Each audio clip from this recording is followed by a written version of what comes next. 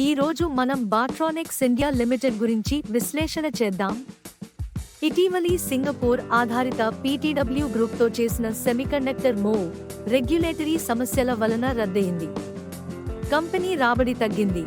FY25లో 40 కోట్ల రూపాయలు టర్నోవర్ మాత్రమే. అయితే నికర లాభం 1,75,00,000 రూపాయలు వచ్చింది. కానీ ఇది ఒక్కసారి జరిగిన అసెట్ సేల్ వల్లే. కంపెనీ డెట్ ఫ్రీ, కానీ EPS 6 పైసలు మాత్రమే. రిటర్న్ ఆన్ ఎక్విటీ కూడా కేవలం 5% పైనే ఉంది.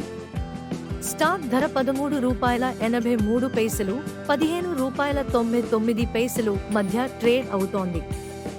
5 ఏళ్లలో 491% రిటర్న్స్ ఇచ్చింది. కానీ ఇది స్పెక్యులేషన్ వల్ల, అంతేగాని బిజినెస్ గ్రోత్ వల్ల కాదు.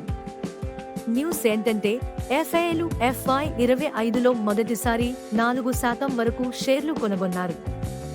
ఈ మధ్య ట్రేడింగ్ వాల్యూమ్ కూడా బాగా పెరిగింది. కానీ జాగ్రత్త, సేల్స్ తగ్గుతూ వస్తోంది. ప్రస్తుతం పెద్ద ఆర్డర్లు లేవు. PE రేషియో చాలా ఎక్కువ, 175. అంటే మీకిది ఒక స్పెక్యులేటివ్ ట్రేడ్ మాత్రమే, లాంగ్ టర్మ్ ఇన్వెస్ట్మెంట్ కాదు. లాభాలు వస్తే త్వరగా బుక్ చేసుకోవాలి. బాట్రానిక్స్ పాస్ట్ లో మల్టీబ్యాగర్, కానీ ప్రెజెంట్ లో ఫుల్ రిస్క్.